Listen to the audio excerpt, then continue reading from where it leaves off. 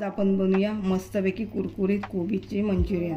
त्यासाठी मी कोबी बारीक चिरून घेतला, त्यात मीठ टाकलं, त्यानंतर त्यात 2 चमचे टोमॅटो सॉस घातला, 2 चमचे लाल तिखट घातलं, 1 चमचा सोया सॉस घातला, खाण्याचा किंचितसा लाल कलर टाकला आणि आला लसूणची पेस्ट घालून मस्तपैकी मळून घेतलं। ते मळता मळताच त्याला मस्तपैकी पाणी सुटतं। त्याच पाण्यात मावेल एवढा कॉर्नफ्लॉवर आणि मैदा घालायचा आणि पीठ तयार करून घ्यायचं।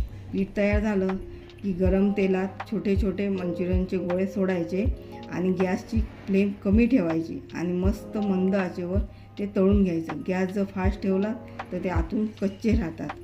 सोपी रेसिपी तुम्ही नक्की ट्राय करून बघा। आवडला व्हिडिओ तर लाईक शेअर सबस्क्राईब नक्की करा।